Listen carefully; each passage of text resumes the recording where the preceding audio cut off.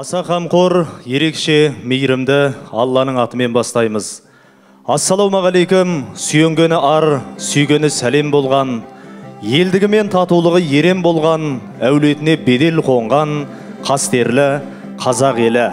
Адамзат баласын ұлттар мен ұлыстарға бөлген, біздерді осындай қасиетті отанда өмірге келтірген. Жаны таза, қаны таза, қазақ деген текті ұлттың ұрпақ етіп жаратқан Алла тағалаға сансыз шүкірлер, мақтаулар болсын. Адамзат баласына бақытты өмірдің жолын көрсеткен, жаратылыстың мырзасы, таңдаулардың таңдаулысы, жаратылыстың мәйегі, саналылардың сұлтаны, көркем мінез, шүкіршілік қаһарманы, сенім мен қадір қасиеттің сардары, ғаламның рахым нұры, Хазіреті пайғамбарымыз Мұхаммедке Алла тағаланың игілігі мен сәлем болсын. Үлгі алса үлкендерден жас баласы, белгілі көргенін жас тастамасы, әр түрлі ағым қеріп, соғылмасын ақпейіл жамағаттың тасқа басы. Дінім мен дәстүрімді сабақтаған, оң болсын хазіреттердің бастамасы. Қазақстан мұсылмандар діни басқармасының төрағасы, бас мүфти Наурызбай Қажы Тағанұлы Хазіреттің бастамасымен дін мен дәстүр сабақтастығын сақтай отырып, республикамыздың түкпір-түкпірінде жоғары деңгейде тойланып жатқан Мәуліт мерекесі қасиетті Әулиеата өңіріне Тараз қаласына табан тіреді. Олай болса бүгінгі Мәуліт құтты болсын, мереке мүбәрәк болсын жамағат. Сөздің төресі болған қасиетті Құран аяттарымен бүгінгі мүбәрәк кешімізді бастаймыз. Құранды оқитын облыстық Хибатулла Тарази мешітінің наиб имамы Әбдіжаппар Әмір, батасын жасайтын Жамбыл облысының бас имамы Асқар Зәкіржанұлы. أعوذ بالله من الشيطان الرجيم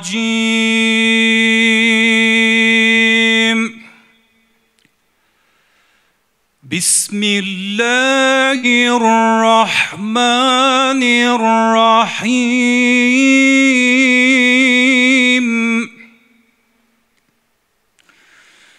إن الله وملائكته يصلون على النبي يا أيها الذين آمنوا صلوا عليه وسلموا تسليما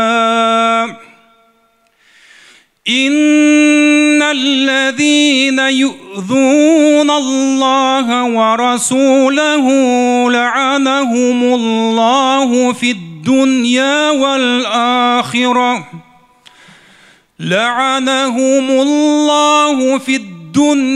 والآخرة وأعد لهم عذابا مهينا صدق الله العظيم.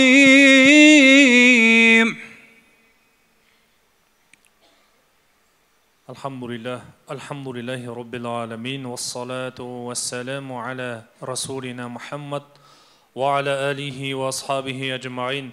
يا мейірімдердің мейірімдісі, рахымдардың рахымдысы болған, біздерді жоқтан бар етіп жаратып қойған жаратушы жаббар иеміз, саған ғана құлшылық қылып, сенен ғана медет жәрдем сұраймыз. Я Рабби, осы оқылған қасиетті Құран-ы Кәрімнен асыл болған сауапты әуелі пайғамбарымызға, үйіштеріне, сахабаларына және елімізден, жерімізден өткен я Раббана Кәрим, елім деп, дінім деп, тілім деп өткен барша марқұмдардың рухына бағыштадық. Марқұмдарымызды өзіңнің рахымыңа, пайғамбарымыздың шафағатына бөлегейсің. Я Рабби, елімізге амандық, жұртымызға тыныштық бергейсің. Ел жұртқа, ағайынға ауыз біршілігін тымақ бергейсің. Еліміздің ішін даудан, сыртын жаудан өзің аман қылғайсың. Өзіңе лайықты құл, пайғамбарымызға лайықты үмбет болып өмір сүруді және солай жан тапсыруды баршамызға нәсіп ет. Алхамдулиллахи Роббил аламин. Амин. Саналыларды сан-мазалап толғандырған, қайдан келдім, кім жаратты, ертең қайда барам деген дүниедегі ең ұлы сұрақтардың жауабын тапқан біздің асыл жаратылыс мақсатымызды ұқтырған пайғамбарлар сұлтаны болған Хазіреті пайғамбарымыз Мұхаммедке Алла тағаланың игілігі мен сәлем болсын. Барлық планеталардың сұлтаны жер болса, жер бетіндегі жаратылыстың сұлтаны адам. Адам баласының дәрежесін Алла тағала пайғамбарлар арқылы көтерген. Бүгін сол пайғамбарымыздың құрметіне жиылып отырмыз, қадірлі жақсылар. Алла тағала басып келген қадамдарыңызға сауаптан жазсын. Бүгінгі кешімізге құттықтау сөз айту үшін Жамбыл облысының бас имамы Асқар Зәкіржанұлын құрметпен ортамызға шақырайық. Мереке құтты болсын. Бисмиллахиррахманиррахим. Ассаламу алейкум ва рахматуллахи ва баракатух. Құрметті игі жақсылар, ақ жаулықты аналар, әжелер, алтын уақыттарыңызды қиып, пайғамбарымыз саллаллаху алейхи уассаламның ғибратты оқиғаларынан, өмірінен өзіме бір сабақ алайын деген ниетпен келіп отырған қадамдарыңызға Құдай тағала сауаптан жазсын. Әлемнің рахым нұры, Алланың елшісі біз дүниеге келместен алдын біздің қамымызды ойлаған, бізді бұл дүниеде және ақыретте бақытты болу үшін жол көрсеткен ардақты пайғамбарымызға Алланың сәлемі мен рахметі болсын. Пайғамбарымыз саллаллаху алейхи уассаламға деген махаббатымыздың себебінен, Алланың елшісінің артынан жүргеніміздің себебінен ертең Құдай қаласа Алланың мейірімімен және пайғамбарымыздың шапағатымен жәннатқа кіретін боламыз. Сол күні Құдай тағала баршамызды жүзіміздің жарық болуын Алла нәсіп етсін. Сол қияметтің күнінде пайғамбарлармен және пайғамбарымыздың қасында бірге тірілетін пайғамбарымыздың жанындағы ізгі жандардан болуымызды Алла нәсіп етсін. Алла мәулетімізді құтты берекелі қылсын. Мешітіміздің жанынан, орталық мешітіміздің жанынан құрылған біздің әжелер алқамыз бар. Әжелер алқамыздың арнайы дайындаған, осы пайғамбарымыздың мәулетіне деп дайындаған шашуы бар екен. Бисмилла.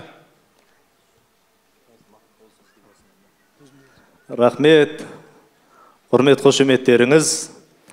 Әжемнің орамалмен кимешегі сән беріп тұрпатына үйлеседі. Қазақы хиджаб деген осы болар, шариғат құптамаса кимеседі. Шапан да пайғамбардың сүннеті деп үстінен тастамаған би көсеме. Міне кимешек киген ақ жаулықты аналарымыз бүгінгі мәуліт жұғысты болсын. Пайғамбардың шарапаты тыйсын деп осындай ұлы тойда шашу шашып жатыр. Алла разы болсын, жылдағы дәстүріміз осы. Ал қадірлі қауым, әттең ай, уақытым босқа өтті деп өкінетін сәттер өмірде аз емес. Бірақ Алла үшін, пайғамбар үшін бөлінген уақытты ешқашан ысырап болды, босқа кетті деп айта алмаймыз. Бүгін мінекей алтын уақыттарыңызды құрбан қылып, осы кешке келсеңіздер, ақыретте дәл осылай қуанып, дәл осылай шаттанып отыруды нәсіп етсін. Бүгінгі кештеріңіз, бүгінгі отырысымыз дүние ақыретімізге пайдалы, берекетті отырыстардан болуын нәсіп етсін дейміз. Шашудан алдыңыздар ма? Бәрекелді. Қадірлі қауым, кешегі қиямет қайымға дейін артына өшпейтін, өлмейтін сөз қалдырған дана бабаларымызға осы пайғамбарлық парасаттың ұшқыны түйген. Пайғамбардың парасаты дарған деп айтсақ болады. Ақыл мен адам кейде ақ-қараны ажырата алмауы мүмкін. Бірақ парасат иелері ол бір басқа екен. Пайғамбарлық парасатты фәтәнат деп айтады. Ешбір ғалымда, ойшылда, ғұламада, философта деңгейі жете алмайтын ол әрине пайғамбарлық фәтәнат, парасат. Міне сол парасатты біздің дана бабаларымыз қалай алуды білді. Кез келген жағдайда, кез келген сәтте бұл арқылы Алла тағала маған не деп тұр деп ойлап, пікірлеп жүрген адамға Алла тағала парасатты нәсіп етеді дейді. Лайым сондай парасатты үмбеттерден болуды нәсіп етсін. Қияметке дейін артына өлмейтін, өшпейтін сөз қалдырған Асан Қайғы, Шалғиыз бабаларымыздың сөзін дәріптеп жүрген, бір өзі 100 жігітке татитын Тәттімбет Керей бауырымызды ортаға шақырайық.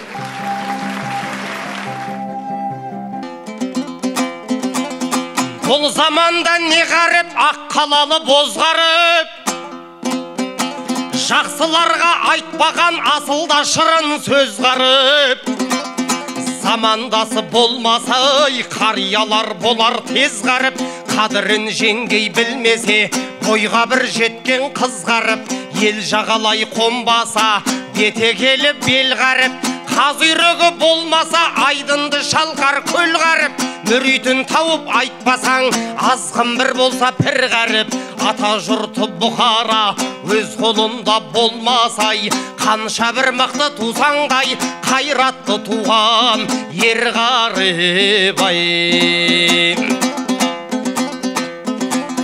Ал еділ бол да жайық бол, ешкімменен ұрыспай, жолдасыңа жау тисе жаныңды аяп тұрыспай. Ердің құны кетседі, алдыңа келіп қалған соң, қолы қусырып барған соң, аса кеште қоя бер, бүрін құны қуыспа. Сенікі жөн болса да, атың бір шықпас дұрысқа. Мінезі жаман адамға енді бір қайтып жуыспа.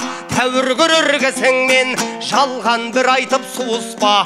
Көші тұғын сай үшін, өлі тұғын тай үшін, желке терің құрысып, әркіммен бір ұрыспа.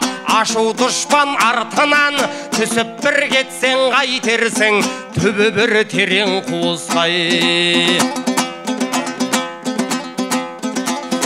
Ал атадан алтау тудым деп асқынып жауап айтпаңыз. Алғаным асыл ару деп көпті бетке баспаңыз. Атаның малы көпте деп атты бір басқа тартпаңыз. Есеніңде тіріңде бір жүріңіз бәріңіз. Ақиретке барғанда қаққасында тұрғандай, пайғамбардың өзі болғай жарыңыз ай.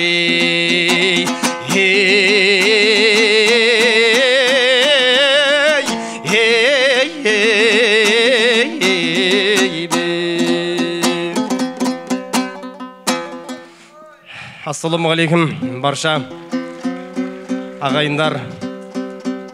Ар қазақ менің жалғызым деп осы бар қазақ айтып жүр ғой.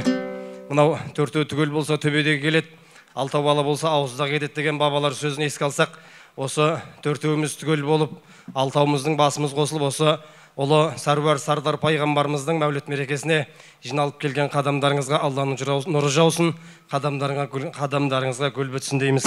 Енді мынау келесі орындайтын термеміз, мынау Қалқаман Сарин деген ақын ағамның сөзіне жазылған. Өзіміздің шымкенттік ағамыз Арман Бексұлтанның мақамы тәуелсіздікке тарту деп аталады. Осы тәуелсіздігіміздің арқасы елдігіміздің, осы елді алға сүйреп жүрген ерлердің ерлігінің арқасы ғой деп ойлаймыз. Әуелі Алла әлбетте, сондықтан осы тәуелсіздікке тарту деген термен орындап берейін, қабыл алыңыздар.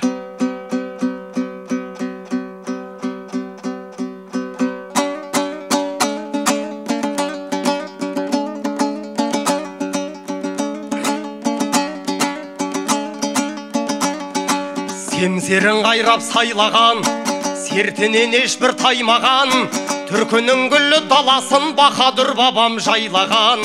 Қарсыда келген дұшпаны қарсы айрылып жайраған, тоны көк білге күлтөгін тағлымға терең бойлаған. Тұлпарға міні бер түрік, көзінде жалын ойнаған, ел десе байтақ, жер десе есесін берген қай бабам. Егемен жұртымен деше тек ерлік қана саймаған.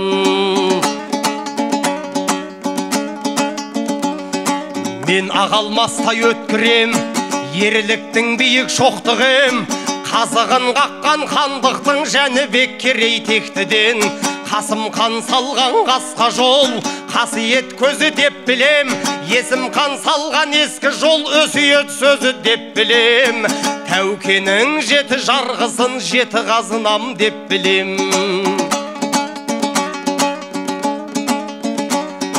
Ақтабан болып шұбырдық, ордамды жалмап от кілең, бірліктің мәнін ұғындық теңселген шақта тепкіден. Абылайда асқақ тұғырғып хан сайладық ептіден.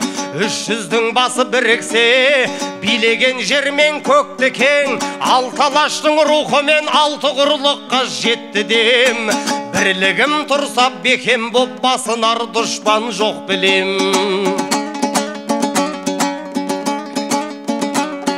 Керуенде керуен жылдардың көшінде қолым бұлғармын. Отырар Түркістан болы даладан бір жардым. Фараби менен Яссауи ілімін жиып нұрландым. Ұлтымның мәңгі бағына Ұлабай болып туғанмын. Ғасырдың ғажап таңынан абырай үнін тыңдармын. Игі жақсылар жолының игілігінен үлгі алдым. Бабамның дархан даламның бақытын мәңгі жырлармын.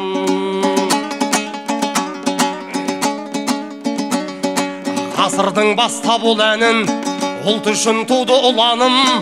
Әлихан Ахмет Міржақып Алаштың баста бұранын. Жалқыға көнбей жағынбай, жалпыға теңдік сұрадым. Өлмейтін рухым жыр әнім, сөнбейтін сәуле шырағым. Ерлікті аңсап өрлікті, кеңдікті сүйген қыраным.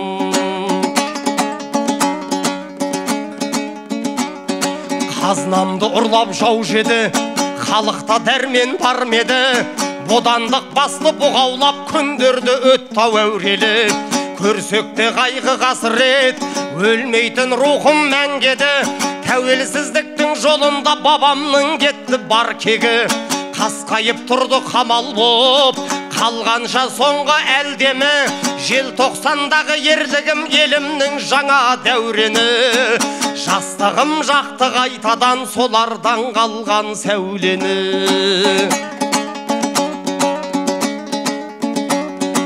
Толысқан шақта тасынбай, адасқан шақта ашынбай. Алладан басқа ешкімге ұлт еді өскен бас ұрмай. Намысым менің нар кескен, жарқ ете қалса жасындай. Тәуелсіз таңым бағалы бабамнан қалған асылдай. Егемен ел боп жеттік ау, аңсатқан алтын ғасырғай. Жалпақ әлемге жар салам, жан қуанышымды жасырмай.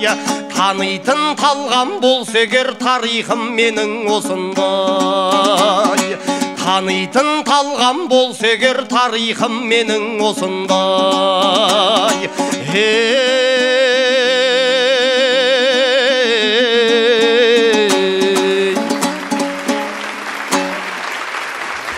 Көп рахмет.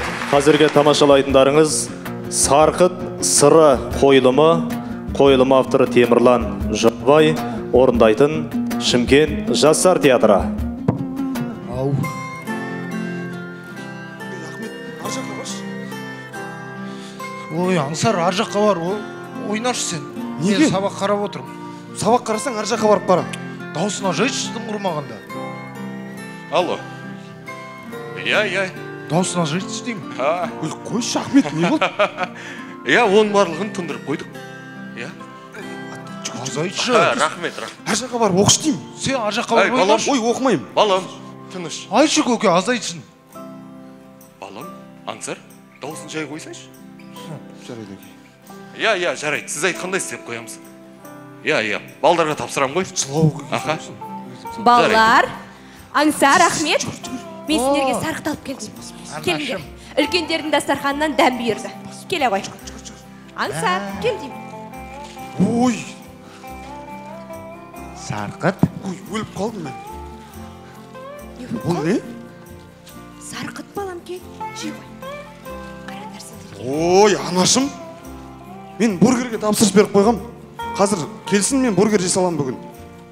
Ой, пырмай, сөзін қараш. Отағасы келсеңізші. Келіңіз. Сарқыттан Өздерің жіберіңдер, мен мынау жұмыспен аздап қолым босамай. Кім келді? Ас болсын. Бургер келді ма? Білмеймін. О, анашым, бургер келді. Қазір алып қайтам. Анашым, мына Сарқыт қайдан келген? Бұл Сарқыт мен үлкен атамның үйіндегі қонақтықтан келген. Анашым, бургерім келді. Ай, Аңсаржан, сен мына Сарқыттың қадірін білсең ғой, андағы жейін деп отырған бургерінен 1000 есе пайдалы. Бургер жейім дейді ғой. Едеше неге мына Ахметке де тапсырыс бермедің? Ой, анаш маған ұнамайды бургер. Әй, жесе жей берсін. Иә. Аңсаржан, ас болсын балам. Бұл Сарқыт деген біреуден қалған тамақ қой, оның несін әсірелеп әспеттеп отырсың сен. Ау? Отағасы онысы несі? Сарқыт деген қасиетті дәміміз ғой. Ой, сендерді Сарқыт қатырсың. арқылы дастарханда айтылған тілек бата дарымай ма? Бұл деген ашаршылық заманынан қалған бір тамақ қой. Қойшы. Отағасы, ашаршылығы несі? Қайдан ойлап табасыз осындайды? Мен енді білгенімді айтып отырмын. Естігенімді айтам. Жаңағы кезінде ашаршылық заманында үйдің үлкендері қонаққа барып, сонда өзінің жеп отырған тамағынан үнемдеп, үйдегі аш-жалаңаш отырған баласына талға жау болсын деп әкеп беріп отырған тамағын сол сарқыт дейді. Бұл ашаршылық заманынан Әй бала, сен не айтып отырсың, я? Сәлем бердік, ата. Келіңіз отыр. Көп жаса келін айналайын. Ата отырыңыз. Ал, бисмиллахиррахманиррахим. Үлкен атамның үйі қонақ шақырған ғой. Сол жаққа барып көмектесіп келдім. Айналайын. Құран оқылды. Ниеттерің қабыл болсын, келінжан. Әмин. Үлкендердің ғибратты әңгімелері айтылды. Сол жақтан сарқыт алып келсем, балаңыз сарқыт деген ашаршылықтан қалған дәм дей ме? Мен де соны естіп, осында келіп отырмын. Сен үйтіп, әркімнің сөзіне сене бермесейші. Енді әке, мен айтсам естігенімді айтып отырмын. Бері қара сен. Шайдан алыңыз, ата. Рахмет, айналайын, келінжан. Сен бері қара. Ашаршылық заманында сарқыт болған болса, онда анау Абылайдың сабалақ атанып жүрген кезіндегі Төле би бабамыздың Абылайға сарқыт беріп жібергені қайда қалды? Төле би бабамыз? Айтасыз ба? Сендер оны білмейсіңдер ме? Ендеше тыңдаңдар. Сол заманда бір бай той береді. Сол тойға сабалақтың да барғысы келеді. Сонда жаңағы Төле би бабамыз, сен бармай-ақ қой, мен саған сарқыт беріп жіберем деп қалдырып кеткен екен. Содан тойда отқан кезде Төле би бабамыздың алдына тартылған бастың езуінен бір тілік кесіп алып, қалғанын атқосшысын шақырып, бүтіндей беріп, мынаны сабалаққа сарқыт деп апарып бер дейді. Содан атқосшы сабалаққа әкеліп берсе, сабалақ бүкіл достарын жинап, сарқыттан дәм татқызады. Достарына да ма? Иә, достарына да. Тоймасақта той дәмінен ауыз тиіп, бармасақта барғандай болайық деп, ана құйқаның етті жерлерінен достарына ауыз тигізіп, өзі миы мен көзін ғана жейді. Саған. Миын? Иә. Соған таң қалған атқосшы жаңағы сабалаққа, сен өзің жетімсіреп жүріп, барлығын достарыңа үлестіріп бергенін қалай дейді.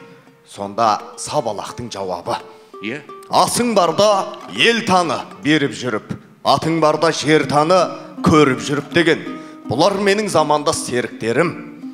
Жалғыздық адамға бақыт әкелмейді, адамға адам серік деп жауап берді. Мәссаған, міне жауап. Керемет. Соған риза болған атқосшы Төле би бабамызға көргенін, білгенін барлығын жеткізіп барады.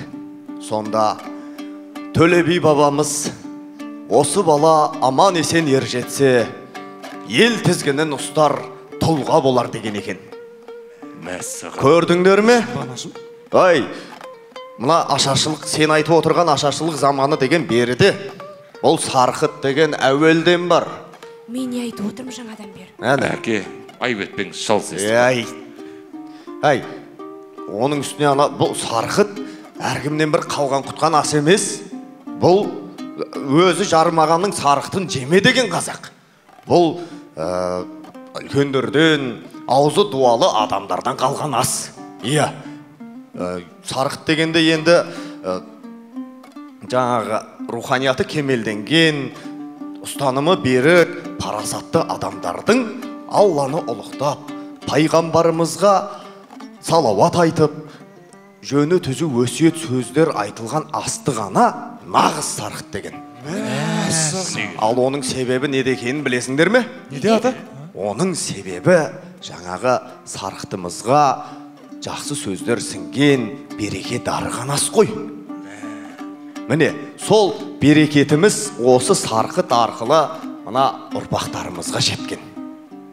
Міне, сол әулеттің немесе жаңағы әулеттің келіндері үлкендерден қалған сарқытты жесе, сол келіндерден тараған ұрпаққа қасиет дарып, ақылды, парасатты болған. мына қазақтың өзіміздегі асату дәстүрі бар ғой. Соның түбінде де осы сарқыт жатыр.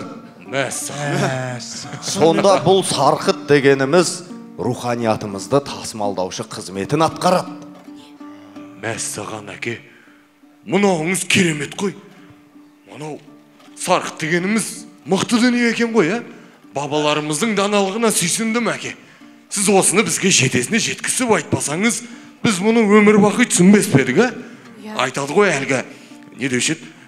Ат құнына бергісіз ақыл болады, нар құнына бергісіз нақыл болады демей ме? Қалай еттім, күшті айттым. Осы аталарыңды тыңдасыңдар, жақсы адам шығады сендерден, тыңдап жүріңдер. Осыны бір тиктокқа салып қою керек еді. Анашым, маған жаңағы сарқыттан қалмаған ба? Неге қалмады, Ахмет? Бұй, Ахмет, құрмадан басқа дым қалдырмағансың ғой? Өзің жемеймін дедің ғой? Ой, жемеймін. Ай, шырақтарым. Құрмадан қалған құрман жемеймін. Ай, шырағым, қоя қой. Ай, сен бұл құрма дегенің, білесің ба? Бұл құрма күллі ғаламның сардарына қиын күндері талғажау болып, асыл бітіміне нәр берген қасиетті жеміс. Ата, мен... Пайғамбарымыз оған Алланың игілігімен сәлемі болсын, мінберге шығып тәлім айтқанда, неге маған сүйенбедің деп, сағыныштан жылаған да осы құрма ағашы. Расул Алламыздан оған Алланың игілігімен сәлемі болсын. Салман Фарсы арқылы Қожа Ахмет Яссауи бабамызға жеткізілген құрмасы да пайғамбар сарқыт еді. Көрдіңдер ме? Ай, бұл сарқыт дегенің руханиятты тасымалдаушы дегенімде осы. Ай, пайғамбарымыздан жеткен сарқыт та құрма былай бір нышан болғанымен, ол Қожа Ахмет Яссауи бабамызға жеткізілген ілім, білім мен иман нұрын білдіреді. Ал, бисмилля, мына сарқыттан жеп-жеп алыңдар. Қане, ауыз тиік, бисмилля. Көрдіңдер ме, балалар, сарқыттың сыры қандай болады? Міне, келін дұрыс айтады. Андай шайдан алыңыз. Ассаламағалейкум. Ой, уағалейкум, ассалам. Ой, айналайын, бәгізет жамбысың. Бисмилля, кел айналайын, балам, отыр. Отыра беріңіздер. Ай, айналайын. Қайдан жүрсің, бәгізет жам? Ақсақал, сарқыт туралы айтылып жатқан жақсы әңгімеңізді естіп. Сарқыт деген ән айтып берсем бола ма? Ой, бәрекелді. Серік Сейтман ақынның сөзіне жазылған Жарылқасын Дәулеттің әні. Ай, бәрекелді. Сөзіңізді әнмен жалғасам. Қоңыр даусыңды естімегелі біраз болған еді. Мархабат айналайын, айта ғой.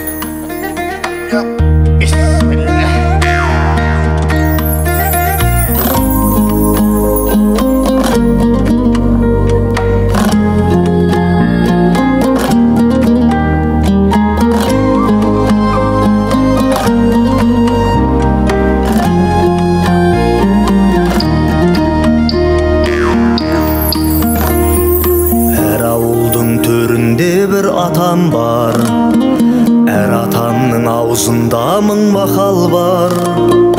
Мақалыңның мәнін қайдан ұғынсын, бойдан емес ой жағынан тапалдар. Сыбағаннан қағылмайын құрғалып, сарқыт ішіп отырайын сыр бағып. Ата сендей сұңғылақ арт болайын, сақалыңды бер жасыма бір малып. Ұлтымыздың ұлылығын ұғына, ғұрпымыздың жету үшін құнына, басқа жұрттың айналмауға құлына, барқыт емес сарқыт керек ұлыңа.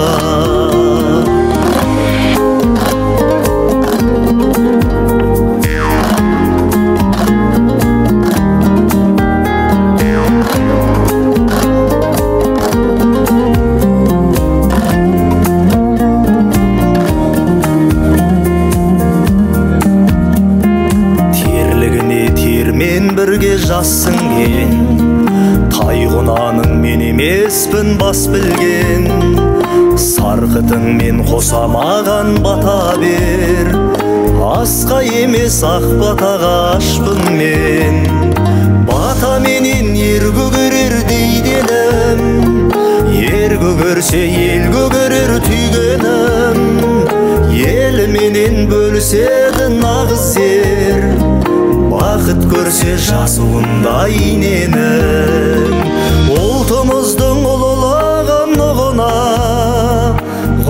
жолымыздың жету үшін қолына, басқа жұрттың айналмауға қолына, барқыт емес сарқыт керек ұлыңа.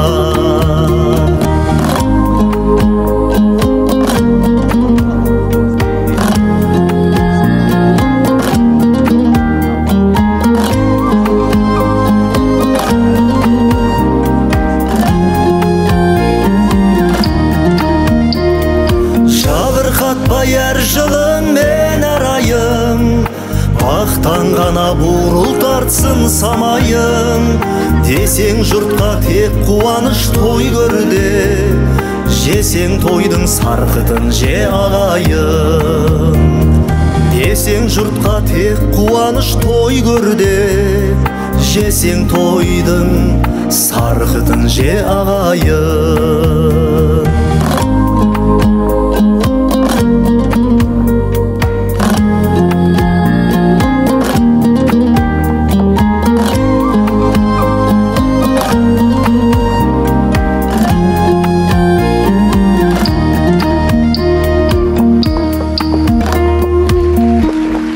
Сарқыт жеген ұрпақ көбейсін қадірлі жақсылар.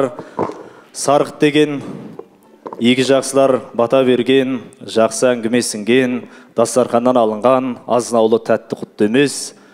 Тек қана дәм емес, ол дәстүр. Бүкіл бабаларымыздан біздерге аманат болып қалған руханият, білім, ғылым, дәстүр барлығы да бізге сарқыт. Сол сарқытты тасымалдап, сол сарқытты келер ұрпаққа жеткізіп, ұрпақтар сабақтастығын жалғап жүре берейік. Аман болыңыздар. Ал қадірлі қауым, енді кезекті алыстан ат терлетіп арнайы бүгінгі мәуліт кешімізге келіп отырған Қазақстан мұсылмандар діни басқармасы шариғат және пәтуа бөлімінің бас маманы, республикалық ақпараттық насихат тобының мүшесі Медет Құрмашұлы Құрсақовты ортамызға шақырсақ. Қош келдіңіз.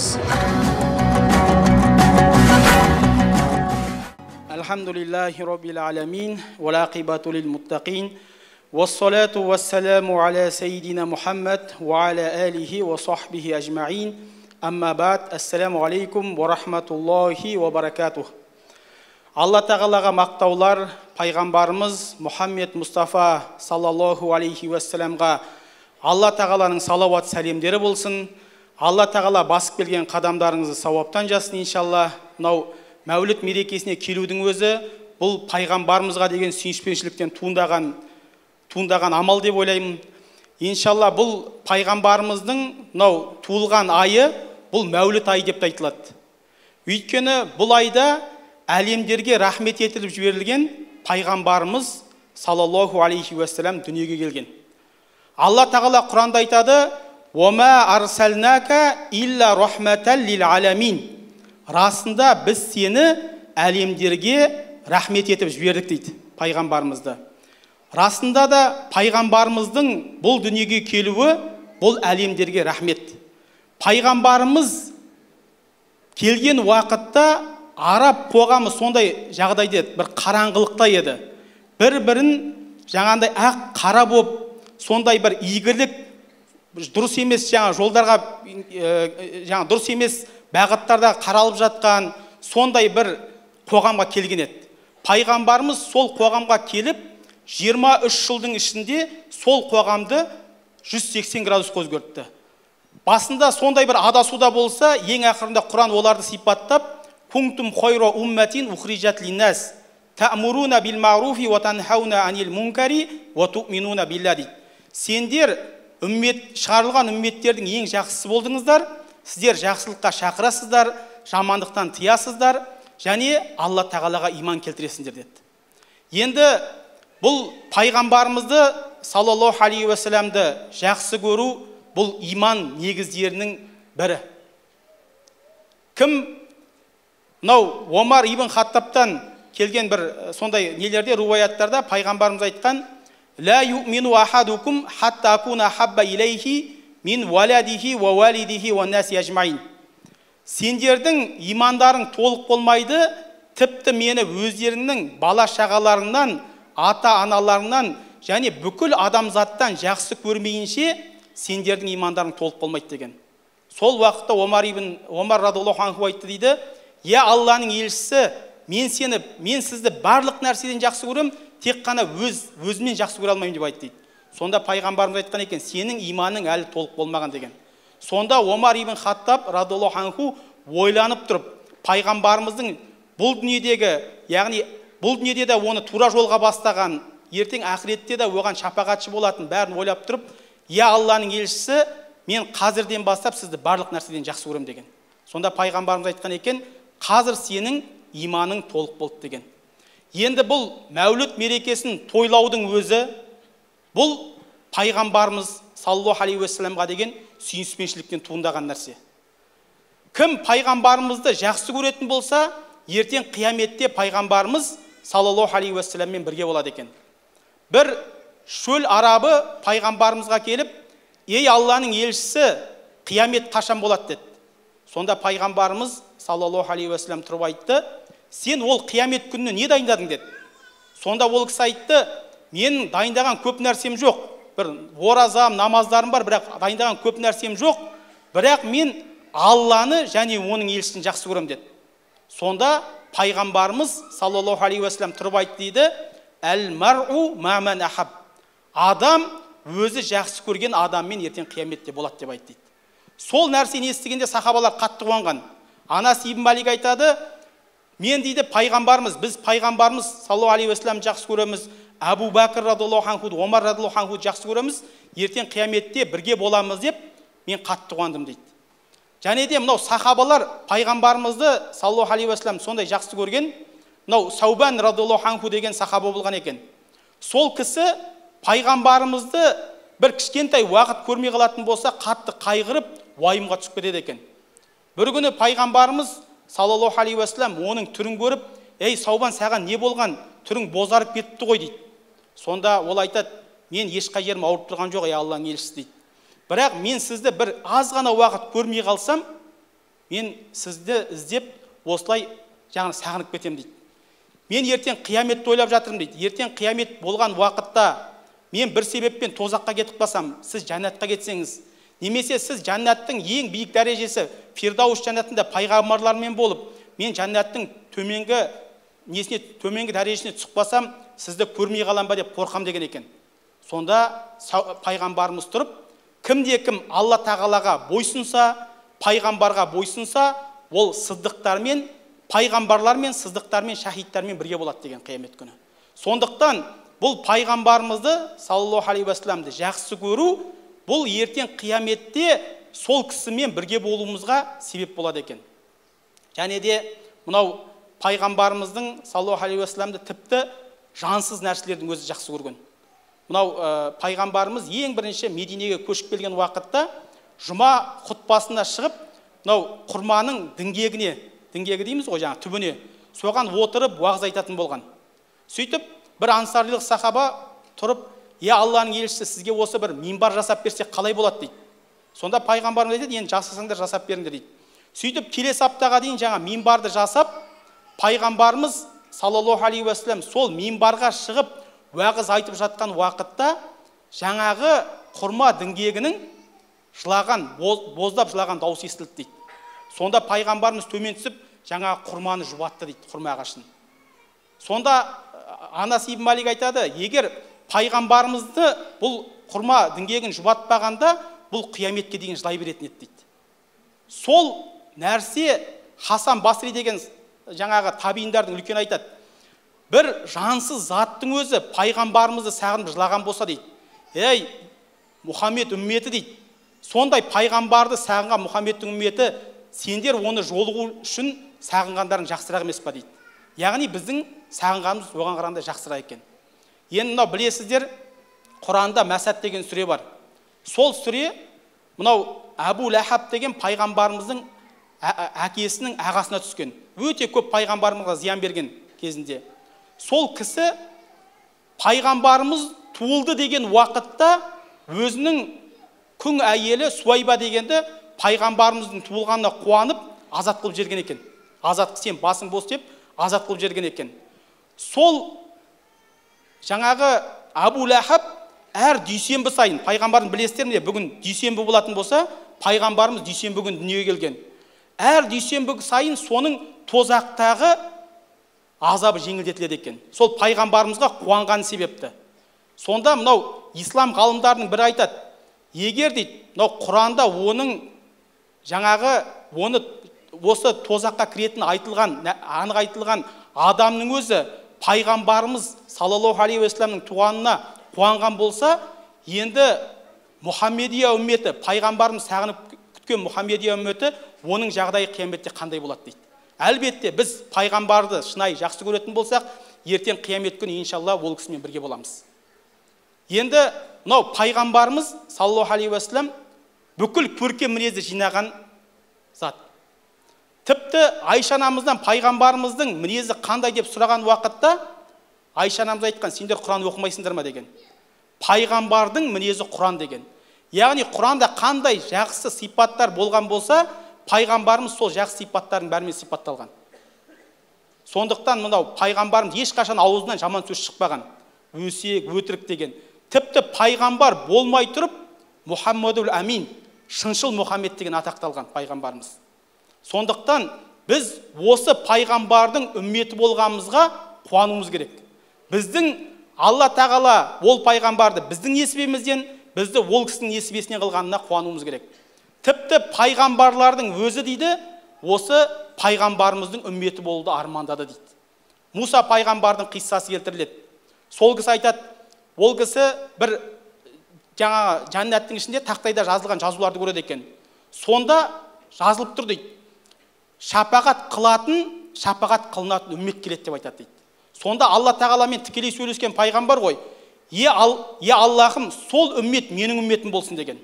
Сонда Алла тағала айтты дейді, ол Мұхаммед пайғамбардың үммет деп айтты. Және де 5 уақыт намаз олардың күнәларына кафарат болатын үммет жайында оқыдым. Сол үммет менің үмметім болсын деген уақытта Алла тағала айтты дейді, ол Мұхаммед пайғамбардың үммет деп айтты. Және де жақсылыққа шақырып, жамандықтан тыятын, ақырғы болса да ең алдымен жәннатқа кіретін үммет жайында оқыдым. Сол үммет менің үмметім болсын деп айтты. Сонда Алла тағала айтты дейді, ол Мұхаммед пайғамбардың үммет деп айтты. Және 70 мыңы еш есеп қисапсыз жәннатқа кіретін үммет жайында оқыдым. Сол үммет менің үмметім болсын деген уақытта Алла тағала айтқан, ол Мұхаммед пайғамбардың үммет деген. Сол уақытта Муса пайғамбардың өзі армандап кетті дейді. Мен де сол Мұхаммед пайғамбардың үмметі болсам ғой деп армандап кетті дейді. Сонда Алла тағала айтты дейді, сені пайғамбар қылып таңдап, сені өзіммен тікелей сөйлесетін пайғамбар қылғаныма шүкіршілік қылсайшы деп айтты дейді. Сондықтан бұл пайғамбарымыздың саллаллаху алейхи уассаламның үмметі болуы, бұл бізге өте үлкен қуаныш.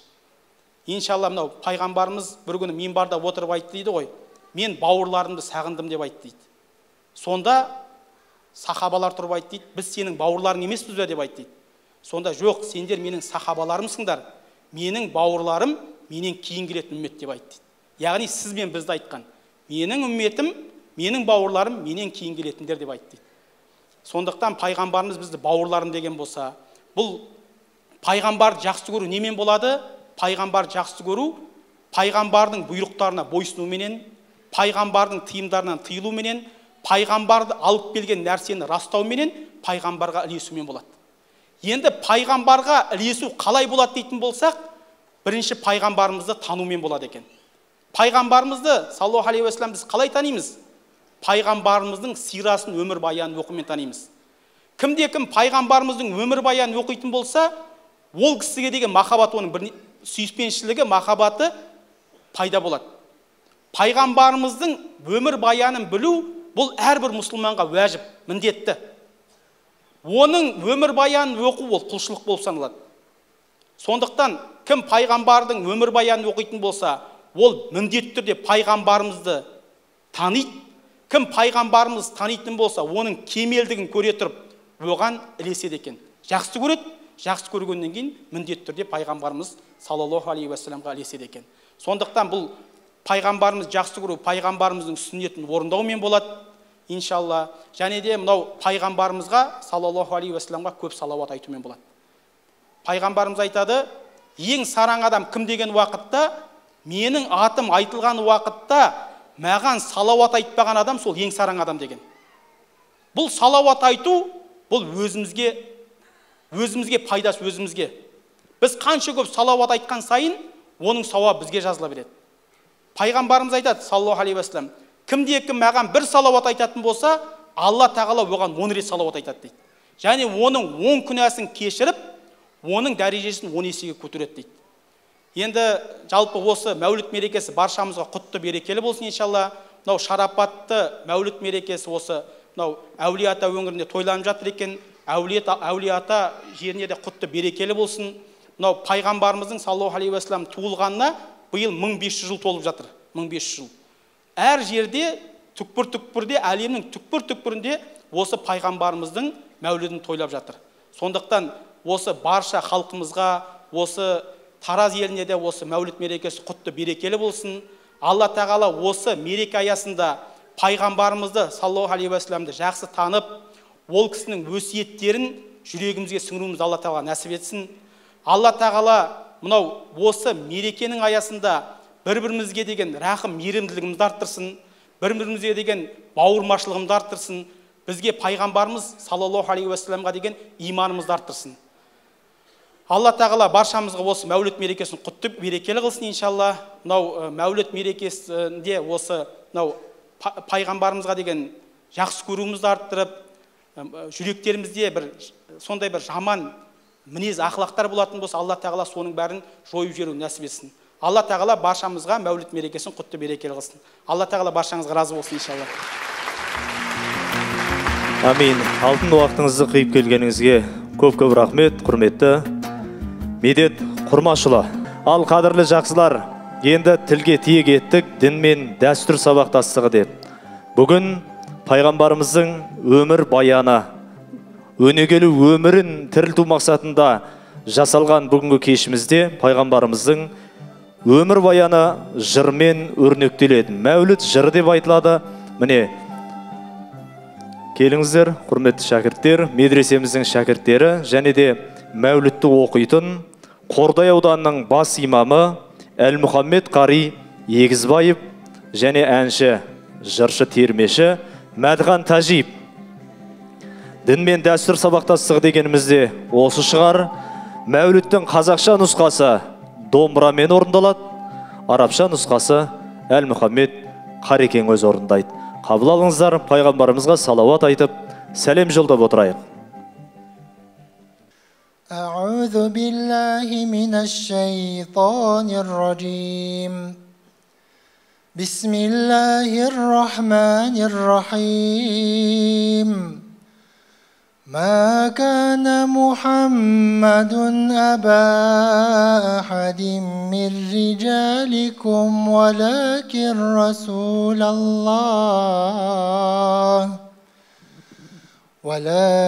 رسول الله وخاتم النبيين وكان الله بكل شيء عليما يا أيها الذين آمنوا اذكروا الله ذكرا كثيرا وسبحوه بكرة وأصيلا صدق الله العظيم. أبتدئ الإملاء باسم الذات العلية مستدرا فيض البركات على ما أناله وأولاه وأثني بحمد موارده سائغة هنية ممتطيا من الشكر الجميل مطاياه وأصلي وأسلم على النور الموصوف بالتقدم والأولية المنتقل في الغرر الكريمة والجباه وأستمنح الله تعالى رضوانا يخص العترة الطاهرة يخص العترة الطاهرة النبوية ويعم الصحابة والأتباع ومن والاه وأستجديه هداية لسلوك السبل الواضحة الجلية وحفظا من الغواية في خطة الخطأ وخطاه وأنشر من قصة المولد النبوي الشريف برودا حسانا عبقريا ناظما من النسب الشريف عقدا تحلى المسامع بحلاه وأستعين بحول الله تعالى وقوته القوية فإنه لا حول ولا قوة إلا بالله عطر اللهم قبره الكريم بعرف شذي من صلاة وتسليم اللهم صل وسلم وبارك عليه اللهم صل وسلم وبارك عليه اللهم صل وسلم وبارك عليه نسب تحسب العلا بحلاه قلدتها نجومها الجوزاء حبذا عقد سدد وفخار أنت فيه اليتيمة العصماء وأكرم به من نسب طهره الله تعالى من سفاح الجاهلية أورد الزين العراقي وارده في مورده الهني ورواه حفظ الإله كرامة لمحمد صلى الله عليه وسلم آباءه الأمجاد صونا لاسمه تركوا السفاح فلم يصبهم عاره من آدم وإلى أبيه وأمه سرى نور النبوة في أسارير غررهم البهية وبدر بدره في جبين جده عبد المطلب وابنه عبد الله عطر اللهم قبره الكريم بعرف شذي من صلاة وتسليم اللهم صل وسلم وبارك عليه اللهم صل وسلم وبارك عليه اللهم صل وسلم وبارك عليه Ya Allah kuvvat bergin dinimizge rahim kıl tirimiz hem gülümizge Paygambar siyarından söz kozgayık yaşap bar medet bergin tilimizge Bir-iki berginini bayan berdip atına maqtav aytın adil haqtın Salavat salim joldap ıhlas ben iyesin avız kaldım şariqattın Allah'dan razı bol dep tilek kıldım sol zattın izin ergen sahabattın Hidayat jolumuzda yuonga bastap hor gılman işinde kılbau şarbaktın Жаңсақ жол азғындықты аулақ етіп нәсібін жәннеттен қыл бізбей бақтың Пайғамбар туған күнді ал мәуліт дейді иесі туған күні ақиқаттың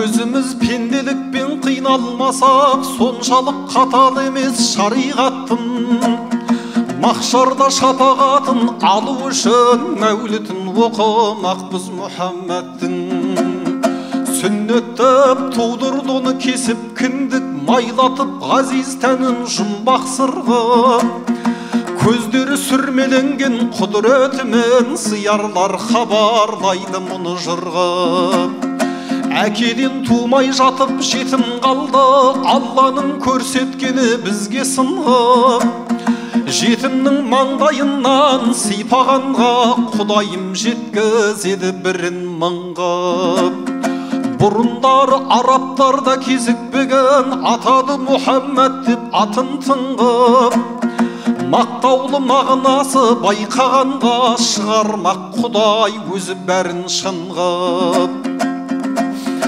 баланы ауыл жерде бағушы еді бұл әдет қандарына кеткен сүңгіп әйелдер емізетін қарамайды жетім болса береді деп несін пұлғып Халима кедей байғұс есегімен керуенге зорға ілесіп келген жылжып құндақта емізулі баласы бар ас іздеп зар жылайды-ау басын шұлғып қосымша тағы доған бала алмақшы тарлықта болады екен мұндай шындық қиналып үшінші күн әзер тауып алдақыры пайғамбарды ықыласын қып білініп алғаннан ақ кереметі кенеллау бейшаралар етпей ұрлық омырау екеуінен артып жатыр есегі жұрттан озып қарғып ырғып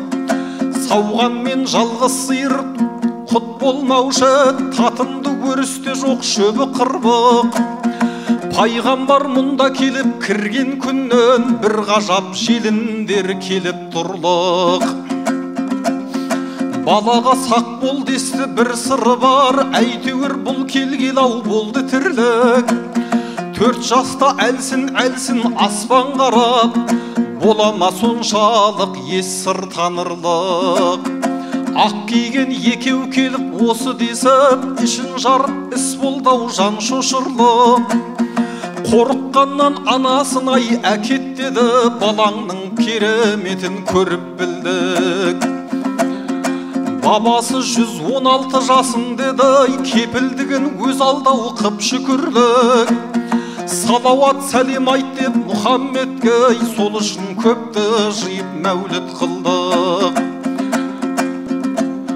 Расулдың туған айы мейрамды күн ендіше байқалмасын бейғамдығым айтайын үлгі қылып ақ некесін Хадиша анамызбен қиғандығын надандыққа оранған ортасынан тура жолды іздеуде қиналдымын қаланың ұшуынан шаршағанда нұртауында өткізді кейдер күнін бір күні Жәбірейіл періштеге нұрландырып жіберді-ау қиран күрін Раббыңның атыменен оқы деді айтты алғаш қан болып ұйғандығым сол жомарт Раббың дедай үйрететін қаламменен жазуды жинау ділім 40 жаста пайғамбар болды осылай жаратқан сүйіншілеп сүйген құлын 23 жыл уақилар келіп жатты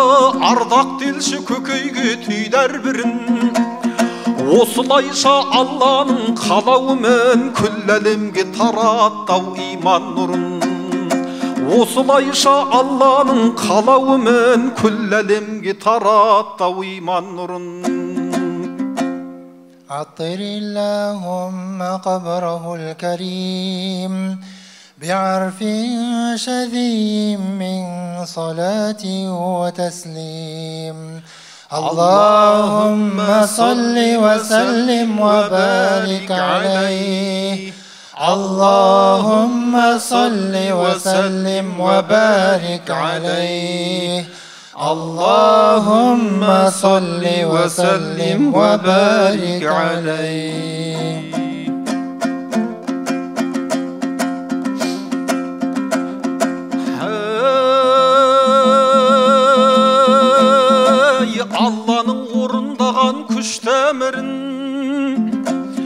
пайғамбар жасаған әр іс тағылым. Небір қиын азапқа душар болды, таратам деп ең ауыр тұста дінін.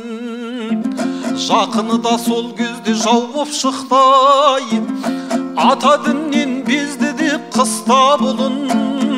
Қалауыңды алдағы діннен бас тарт, көрмеуге келмейді деді-ау қысқа жібің.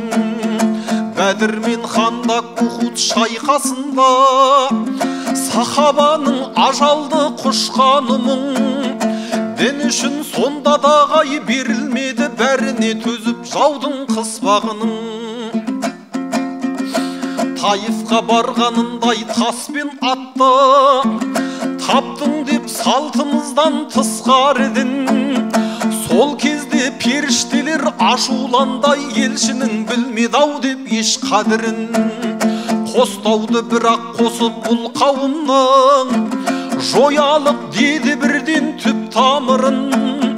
Сонда Расул олармен келіспеді-ай, ашуына жеңдірмей күш сабырын. Пайғамбар екенімді білмейді олар, деп сонда елжіретті-ай іш бауырын. Ұрпақтары иманды болар, бәлкім бізді қуып шыққан мен тысқа бүгін. Деп Алладан кешірімін тілей берді, өзіне өлім тілеген дұшпанының. Мейірім нұрға толы пәк жүрегі, адамзат атаулыға нұсқа бүгін. Шіркін әркім көзіне үлгі қылсай, Мұхаммедтің осындай ұстанымын.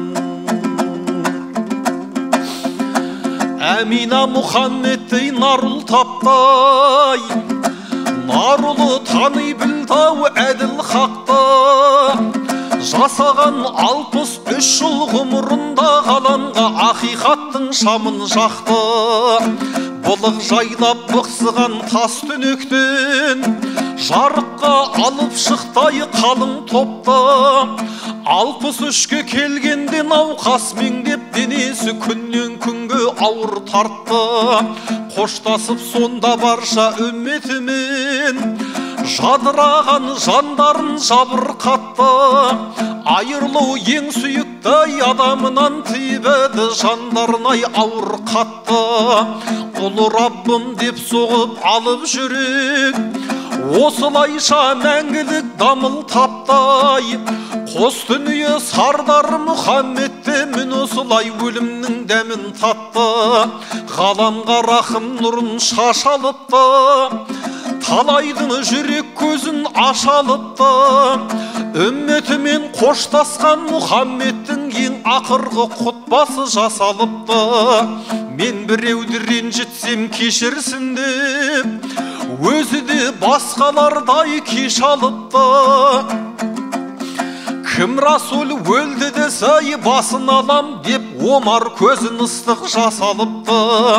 Көңілі сенбеген мен өзекті жан, өмірден өтетіні рас анықты. Мәңгілік өлім дәмін татпай тұғын әзәли, Алла ғана аса мықты. Жанына жаратқанды қылды қорған, дүниенің екенін білді жалған.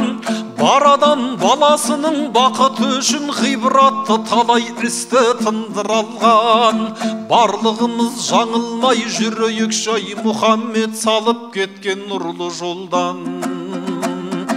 Уа бауырлар, жаңылмай жүрейік жай, пайғамбар салып кеткен нұрлы жолдан. عطر اللهم قبره الكريم بعرف شذي من صلاة وتسليم. اللهم صل وسلم وبارك عليه. اللهم صل وسلم وبارك عليه. اللهم صل وسلم وبارك عليه. مرحبا يا مرحبا، مرحبا يا نور عيني، مرحبا مرحبا يا مرحبا، مرحبا جد الحسين مرحبا مرحبا يا مرحبا كن شفيعي يا حبيبي مرحبا مرحبا يا مرحبا يا يوم حشر واجتماع مرحبا مرحبا يا مرحبا واسبل الستر علينا مرحبا مرحبا يا مرحبا يا مجيبا كل داعي مرحبا مرحبا يا مرحبا يا نبي سلام عليك يا رسول سلام عليك يا حبيب سلام عليك صلوات الله عليك يا نبي سلام عليك يا رسول سلام عليك يا حبيب سلام عليك صلوات الله عليك مرحبا بقدومك الشريفة يا رحمة للعالمين اللهم صل وسلم وبارك عليه اللهم صل وسلم وبارك عليه اللهم صل وسلم وبارك عليه آمين الحمد لله الصلاة والسلام على رسول الله Жаратушы жаббар еміз, бізді өзіңе лайықты құл, пайғамбарға саллаллаху алейхи уассалам лайықты үммет қылғайсың. Пайғамбарымызды саллаллаху алейхи уассаламды өзінің дәрежесінде тануымызды нәсіп еткейсің. Өйткені сен аят каримада сендер үшін ахиреттен Алладан үміт еткен кісілер үшін пайғамбарда үлгі көркем өнеге бар дегенсің, я Аллам. Пайғамбар саллаллаху алейхи уассаламды өзіміздің өміріміздің үлгісі еткейсің. Ва ахиру дa'вана анил хамдулиллахи раббил аламин. Аллах.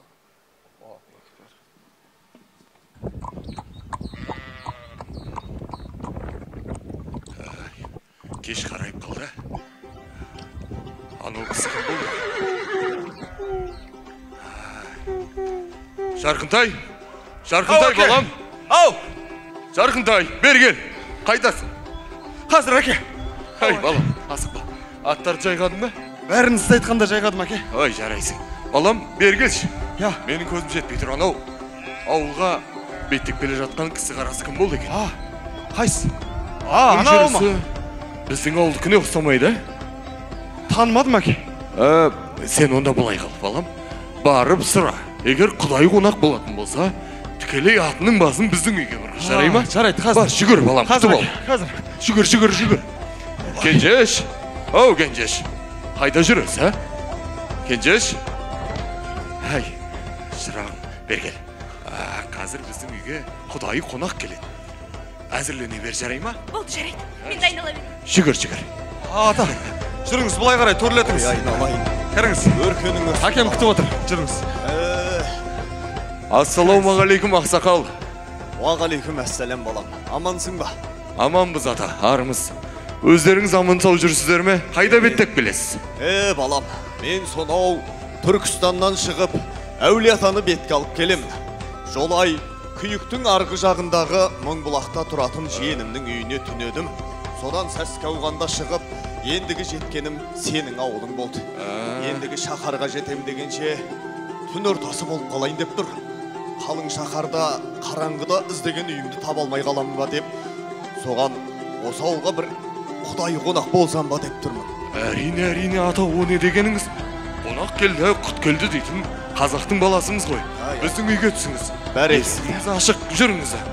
Құдай пейіліңнен берсін, айналайын. Жарқынтай балам, атаңның атын байлап, алдына жем-шөп сал. Жарай ма? Қазір әке. Жүгір, қазір. Жүріңіз ақсақал, үйге кіріңіз, қонақ болыңыз. Құдай тілеуіңді берсін, айналайын. Әумин, ақсақал. Алсына шаршаған болыңыз. Жарқынтай! Ей, Жарқынтай! Ау! Қалың қалай, Жарқынтай? Жақсы, өздерің қалайсыңдар? Жарқынтай, ана байланып тұрған шұбар айғыр сендердік ме? Анау ма? Жүріс жақсы екен, қайдан алдыңдар? Ол үйге Құдай қонақ келген. сол кісінің аты ғой ол. Қонақ? Құдай қонақ? Ол қандай қонақ? Ой, соны да білмеймісің? Құдай қонақ деген арнайы шақырылмаған, тосыннан келген қонақты айтады. Сонда сендер айдаладағы танымайтын біреуді қонақ қылып күтесіңдер ме? Олай деме, танымасақ танысамыз. Біздің үйдегілер айтады, қонақтың ең жақсысы Құдай қонақ, астың ең жақсысы Құдай қонақпен бірге ішкен ас деп айтады. Өзі бір 100 жыл ақсақал екен. Кешке қарай қызық әңгімелерін тыңдаймыз. Сен де жүрсеңші кеттік. Шақырған жерден қалмайсың ғой. Бірақ өзің білесің, бізде қазір мал төлдеп жатыр, мен барып әкеме жәрдемдесуім керек. Мен кеттім онда. Тоқташы, одан ше өзің ертең айтып бересің. Білесің ғой, ертең ана көрші ауылда ас болады. Сонда бәйге болайын деп жатыр, сол бәйгеге бірге барайықшы. Иә, барсақ барайық. Онда сен ана әкеңнің дайындап жүрген жылқысын ерттеп шықшы. Ол, әкемнен сұрап көрейін, берсе алып шығам. Бірақ ол асау ғой. Ой, жарайды, қорықпаймын мен. Жақсы онда. Жақсы, жарқындай. Сұрайым. Ақсақал жүріңіз. Ой, айналайын, Мұратбек. Қалай, жақсы Құдай тілеуіңді берсін. Ой, жолдан шаршап қалған екен. Ал, бісміллә. Бисмиллахиррахманиррахим. Ал, Мұратбек, ер азығы, бөр азығы жолда демекші, тәуекелдеп шыққан құлына өзіңдей қонақжай адамды жолықтырған үшін Құдай тағалама мыңда бір шүкір, тәубе деймін. Өзіңдей асыл азаматтың үйінен төр, келін шырағымның қазанынан дәм бұйырды. Алла риза болып, Құдай тілеулеріңді берсін. Әумин, ақсақал. Оның енді бір көрген біліс, екі көрген таныс деп жатады. Қаратаудан әрі-бері асқанда, мынау біздің үйге қонақ болып келіп тұрыңыз, ақсақал. Ой, айналайын. Есігіміз әрдайым ашық. Көңіліңнен айналайын, Мұратбек. Енді жол мұраты жету демекші, мен жолыма аттанайын ертегінді кеш қылмай. Ал, қолдарыңды жайыңдар. Иллахи әумин. Астарыңа адалдық берсін, бастарыңа амандық берсін. Бақ қарап қыдырдарып, бала шағаңа бақ құшып, үйлеріңе жақсылық енсін. Дастархандарың мол болсын, абыройларың зор болсын, шаңырақтарың шайқалмасын, бақ дәулеттерің ортаймасын. Жаратқан ием өзі жар болып, не сұрасаң да қайтармасын. Шаңырақтарың биік болсын, керегелерің кең болсын, босағаларың берік болсын. Аумин, әкбар. Ал, бисмилля. Тұрыңыз ата, жүріңіз. Ай, көмектесін. Көмектесін. Айналайын.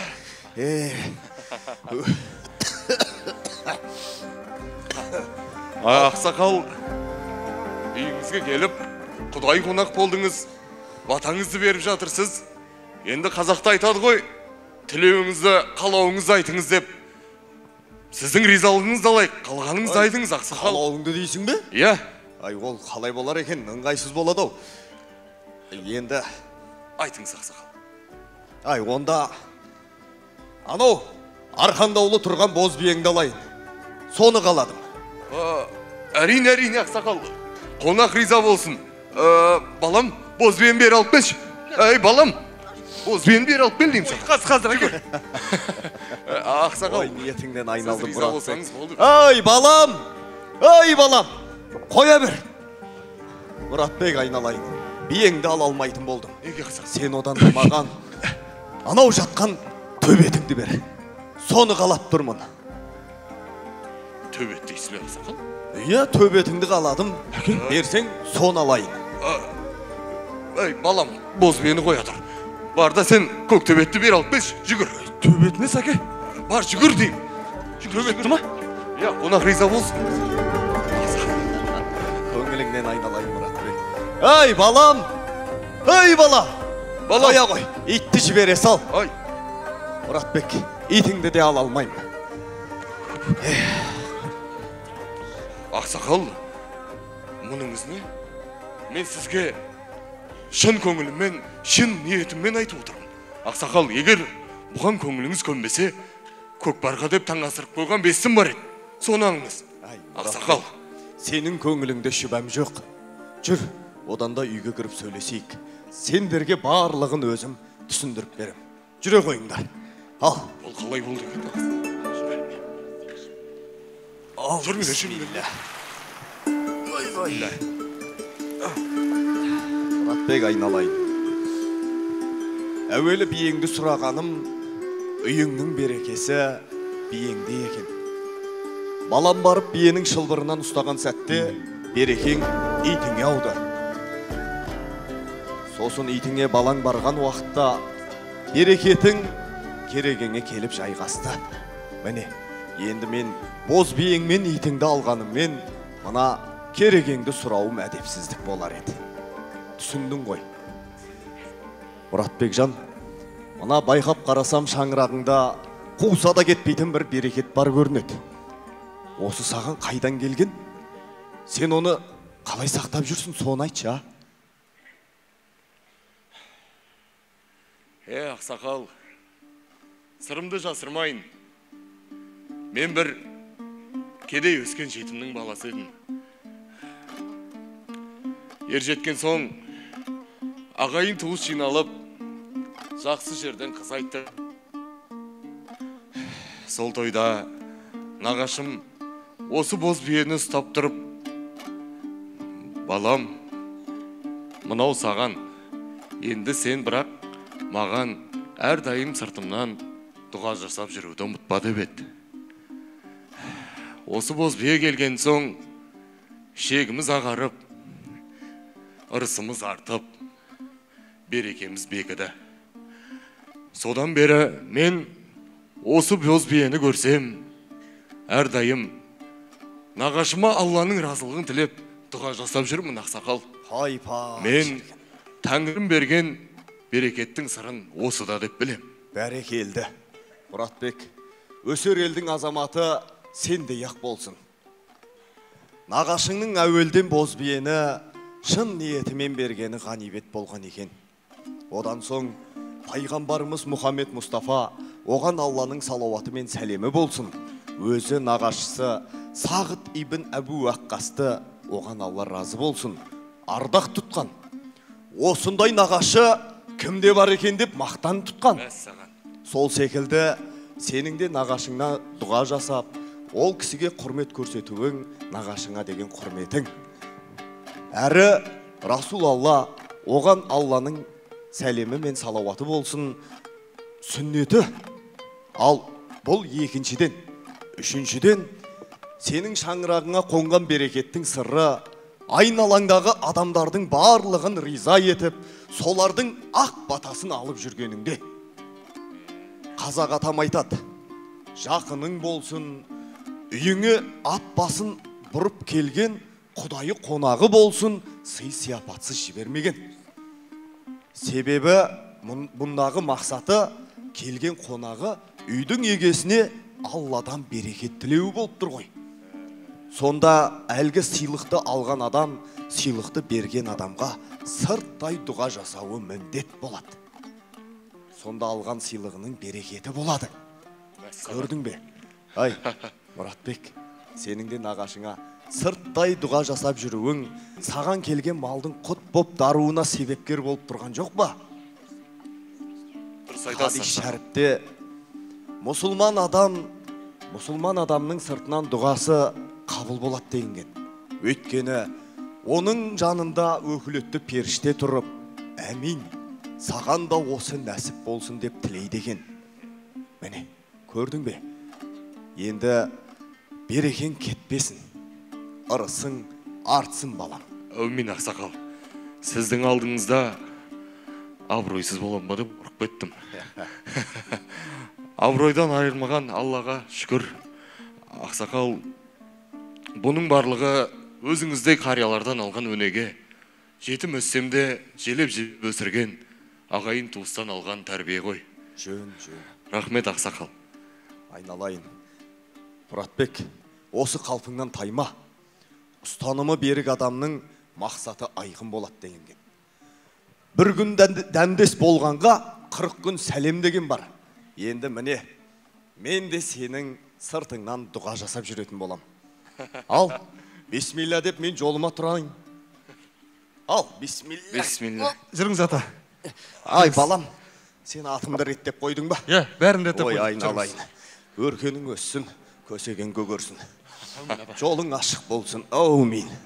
Ал, Мұратбек, жол мұраты жету демекші, жүрейін мен. Ай, ақсақал, сәт сапар.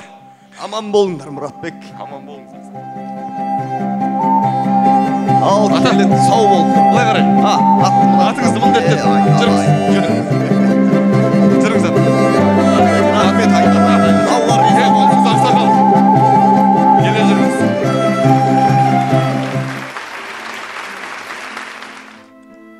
Расулым, асқақ сенің құрметің.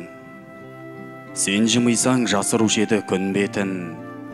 Байқайсың ба, сағынышын жас қалап, сен аңсаумен күн кешіп жүр үмметің. Сағынбаса айып санап бұл ісін, жүрек тулап үдетеді дыбысын. Жер бетінде тірі жүрсе бір мүмін, өлген жоқсың, сен де барсың, тірісің.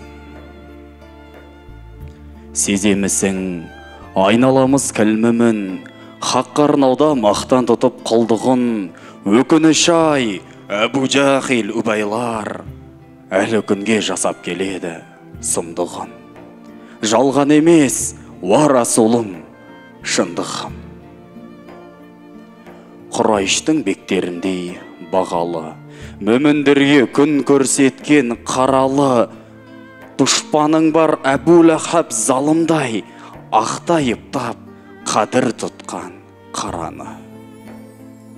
Өксігімді сенсіз қалай басалам? Қаты кездер қолдан аштық жасаған, тайыфтықтар табылады қоғамнан, пәк тәніңе тасататын тасадан.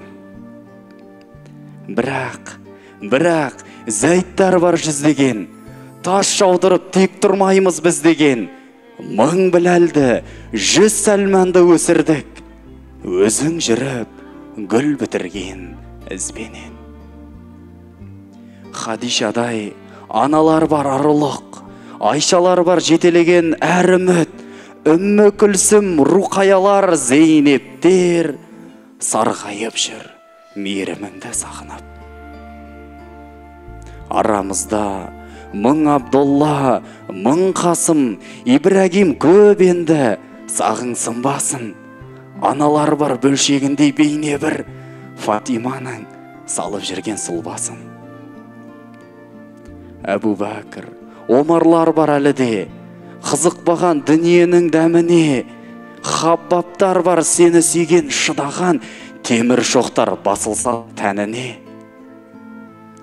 Мен Осман деп сипат бердім біріне, дүниесін төккен Алла дініне.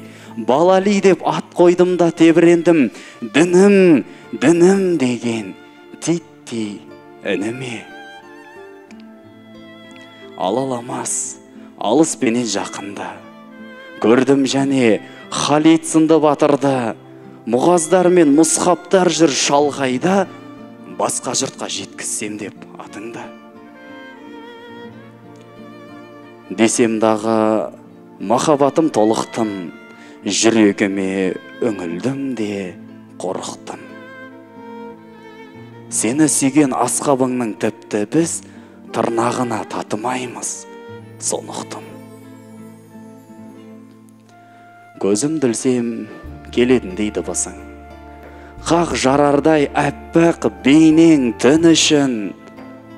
Уа Расулым, сені сүйген жандар бар, демек сен де барсың, тірісің. Уа Расулым, сені сүйген жандар бар, демек сен де барсың, әлі тірісің. Артық айтсам айыбымды кеш Алла, өзің ғана білесің ең дұрысын. Рахмет, Жансерік бауырымызға көптен көп алғыс білдіреміз, талабыңа нұр жаусын дейміз. Енді қымбатты жақсылар, кешіміздің барысында айтылғандай, бүгін сіздерге қуыс үйден құр шықпа дейді. Мына қазақы дәстүрмен осы мәуліттен бір керемет сарқыт болсын, сый-сияпат ұсынамыз. Кімге бұйырады екен, ол айтылғандай Аллаға мәлім. Енді бір арамыздан кішкентай бала келсе деп отырмыз. Енді баланы періште дейміз ғой біз. Сол балапандар келсе, осы екеуі екеуін келе беріңдер. Ана баланы жібер арға. Келдер, ал бәрекелді. Ал, құрметті жақсылар, мынаны мен айналдырып жіберейін. Бисмилля деп. О, міне бағалы сыйлықтар жанымызға жайғасты. Ал, балақай, ішінен қалаған бір билетті ал. Билеттеріңізге назар аударып қойыңыздар. Біреу ал. Бисмилля.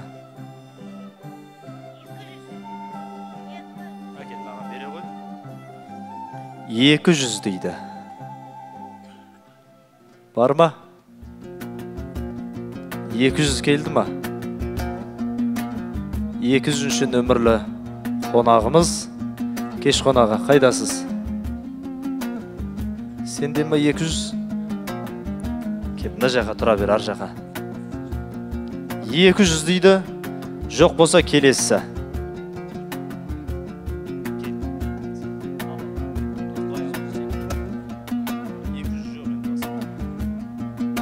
Рахмет, балдарды жібермей қойыңыздар енді мұны. 851. 851. Бір араластырып қойық. 851. Бар ма? Қай жерде? Ой, бәрекелді аға. Ағамыз келеміз дегенше 851, біз басқа бір келесі билетке қол салайық, қанеке ал. Алағай, біреу ғана. Қойып қоямыз ма? Қойып қоямыз. Қанеке ал, қанша екен? 559. 559. Кімде бар? Сізде ма? Келіңіз. Бәрекелді, қол соқып қойып. Бұл кісіге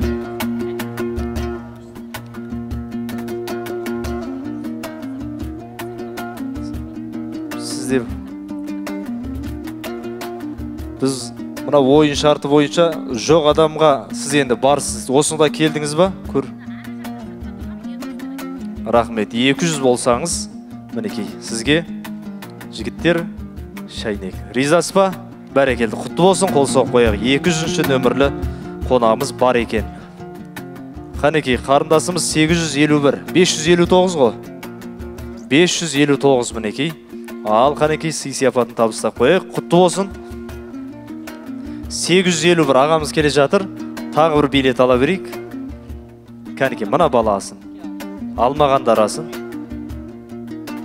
Алмаған бала. Алып келін. Ашамыз, әкел, ашамыз. Келе беріңіз аға. 532.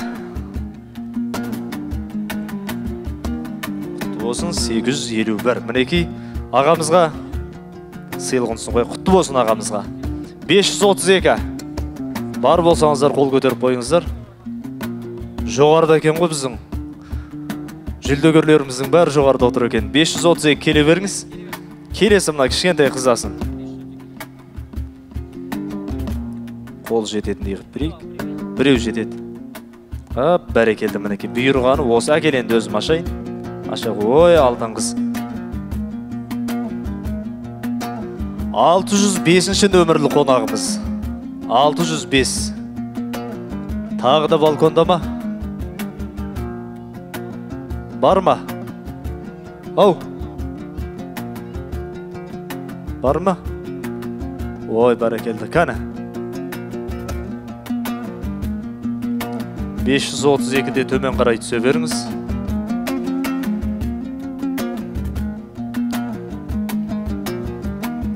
Ой, бәрекелді. Кәнеке, сыйлығын беріп қойық. Ал, құтты болсын, кәнекей. Құрметтеп қойыңыздар. Билетіңізді маған беріп кетесеңіз. 605 дейді. Бәрекелді мінеке. 605. 532 келді ма? Келесісін алғызайық. Кәнекей.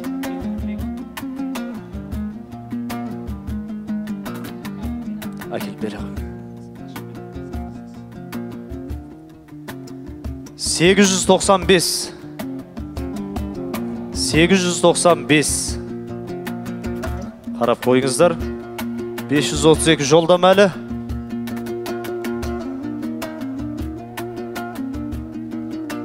Ой, бәрекелді. Ініміз ау дейм осы. Ал, жылдам кәнекей. Әп, бәрекелді. Желіп кел, желіп. Келесі. Аш жіберейік. Кел, жүгір кәнекей. Ой, бәрекелді. Кәнекей. 895 бауырымыздың сыйлығын ұсынып қойайық, жігіттер.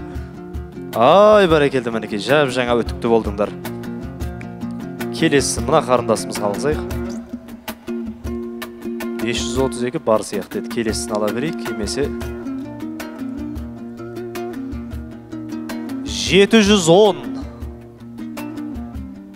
710 мына ақсақал атамызға екен. Бәрекелді, құтты болсын ата. 713 нөмірлі. Қол соғып отырайық. 532 келді ма? Бәрекелді апай. Ал, құтты болсын, мінекей Құдай қаласа. Е, мәуліттен Құдай қаласа ұмыра нәсіп болып қалар. 710-ымыз келе жатыр ма? Ал, бәрекелді мінекей. Ал, көке айналайын. Құтты бола берсін. Мінекей, женшеме апама сыйлап қоясыздар. Қол соғып қойыңыздар, құрметтеп отырыңыздар. Өздеріңіз алғандай қуанып, шаттанып отырыңыздар. Көршіңіз байып жатса қуаныңыз, қуанғаннан намысын құламайды. 372 нөмірлі қонағымыз бар ма екен? Қол көтеріп қойсын. Бар екен апамыз, мінекей. Бұл кісі де балконда жоғарғы қабаттан түсейін деп жатыр. 372 бәрекелді. Келесі алмаған балалар асын. Бұны қойып қоямыз. Қойып қоямыз. Ал, бәрекелді. 452 балкондағының барлығы олжалы болып жатыр бүгін. 452 бар ма? Қол көтеріп қойыңыздар. 452. Өзімдікінде бір қарап қойыншы. 486 екен. 452 бар ма? Келесісін алдыра берейік. 372 төбеден түсіп жатыр. Кәнекей. Алған жоқ па қарындас? Алмағандар асын, кәнекей.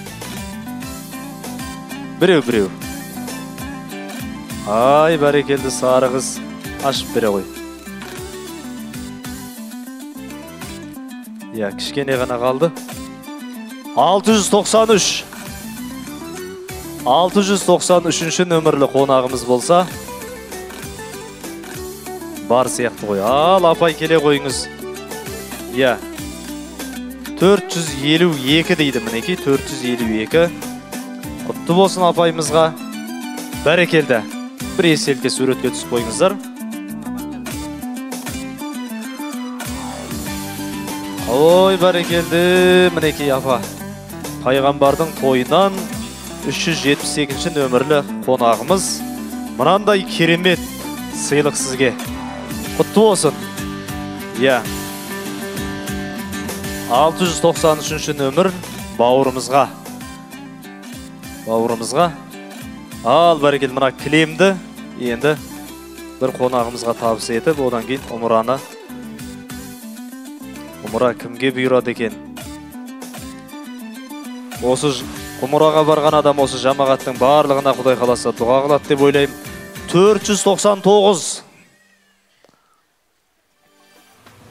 499 нөмірлі қонағымыз. Тағы да бар ма? Балконнан ойнап жатсындар ма ләшей қол көтеріп?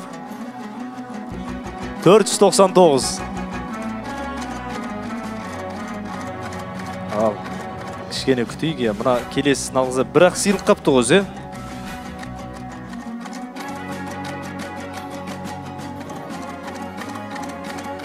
Жоқ ау дейм осы.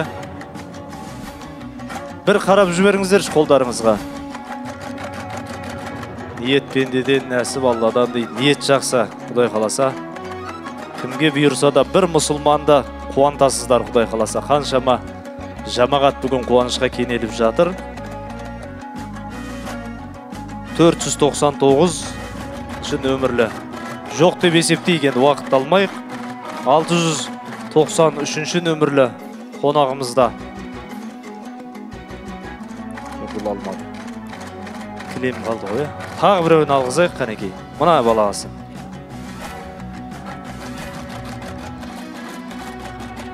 Ал бәрекелден шықпаған кісілер ренжімеңіздер.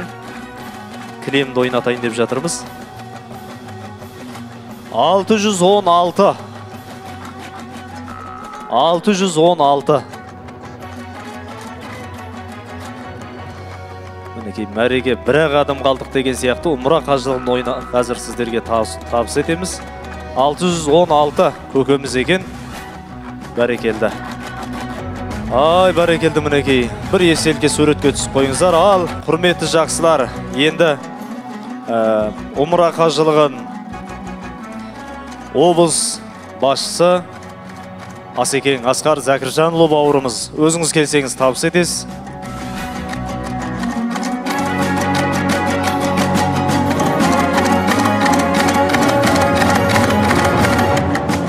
Бәрекелді, есімің кім інім? Мейіржан. Мейіржан ба? Мейіржан деген ініміз қазір балапанымыз алатын болады. Ал жақсылап бір араластырып жіберіңіз. Мінекей, Асекең келді. Ал, бисмилля. Мейіржан қалғызайық, ашып берейік. Бір билет аламыз.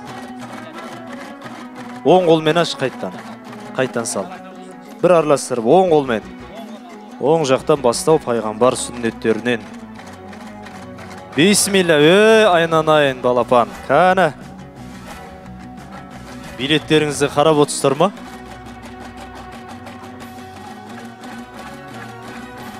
Ал, бәрекелді. 115.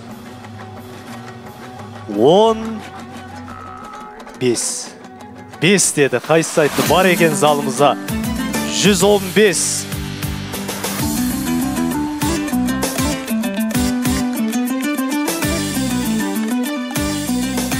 Мұсылман мен мүмінге арман Мекке, іздері пайғамбардың қалған Мекке. Ол жерде бір ғаламат қасиет бар, жүректі баурап алар барған бетте. Ізінен қажылардың ұшар едім қанатты, құс болғанда самғар көкке. Мына бауырымыз бір адамды қуантты ғой. Айналайын-ай, не деген бір дәті берік адам бұл өзі. Мейіржан, келесі бала, мына батырымыздың есімі кім? Бұл орыннан тұрып келе жатқасын қуанып қабек бауырымызға жұғысты болды ғой деп. Бір араластырайық жақсылап. Бұл енді реклама деген сияқты ғой. Қызықтырып жатырмыз. Кәнекей. Кім есімі? Имран дейді. Имран, бисмилля, оң қолмен аш кәнекей. Бір билет ал. Ал, бисмилля, айналайын, тіліңнен айналайын. Тәтті бала. Өзі қажы бала дейді Имран. Мекке көрген бала дейді. Алла разы болсын. Бұл 2 нөмірден ғана тұрады екен Асеке. 20. Неше? 23. Ай, бәрекелді. Бар ма?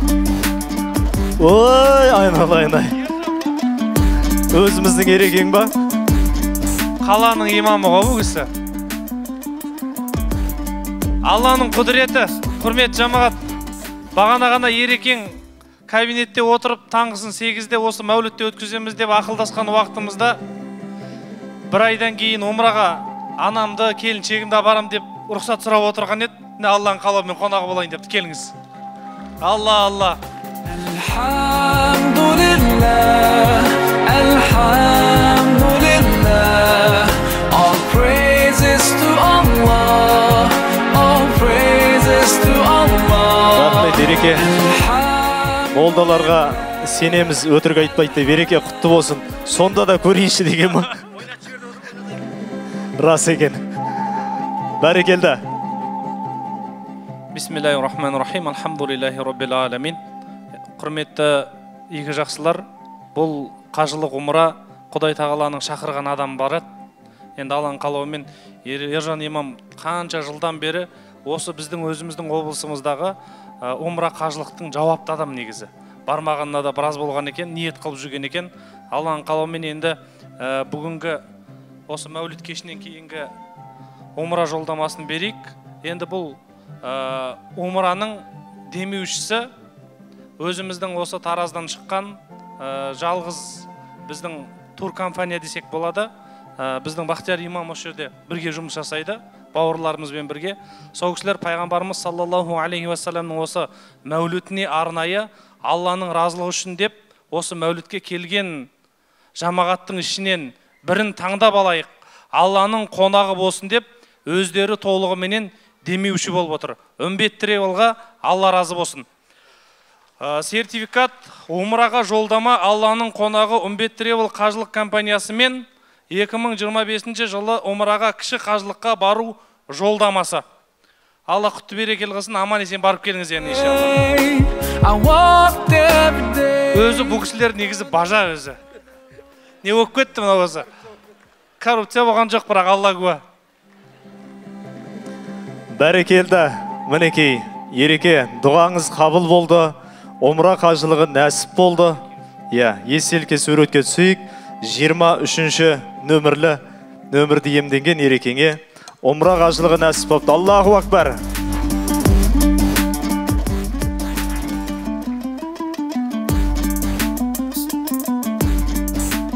Рахмет, Асеке, ақыл естен жаңылмай, ақ төсекке таңылмай, немере шөбіренің қызығына кенеліп, елдің құрметіне бөленіп, ақ сақалды абыз қария болыңыз.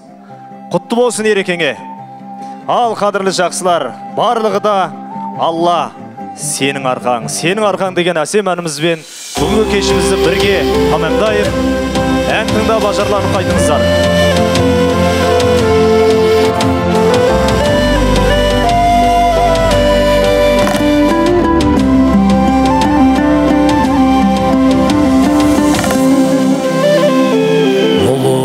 Көшпендінің ұлан болып өскендігім, бақытым бүршігі жарып, өкініш өшкен мұңым, дегенім сенім артам, я Алла сенің арқам.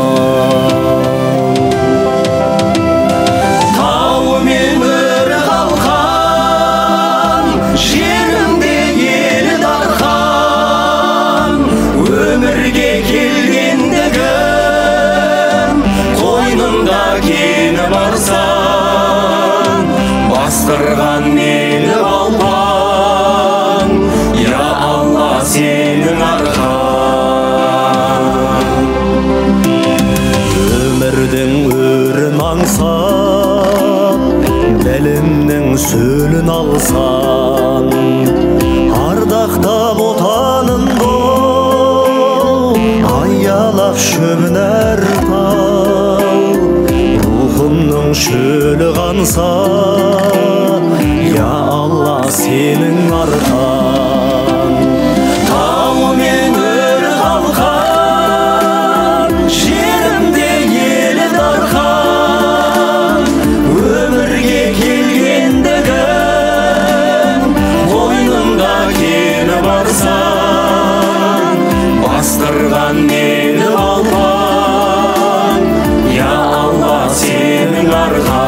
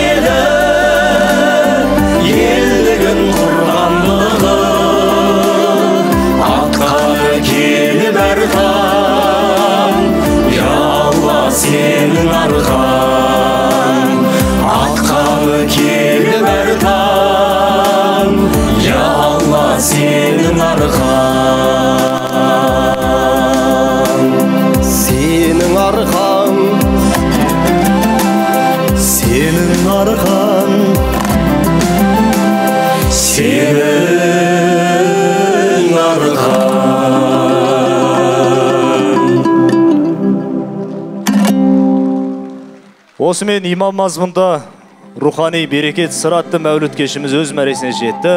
Қуанышты күндердің куәсі болыңыздар. Келесі өскенше аман сау болыңыздар.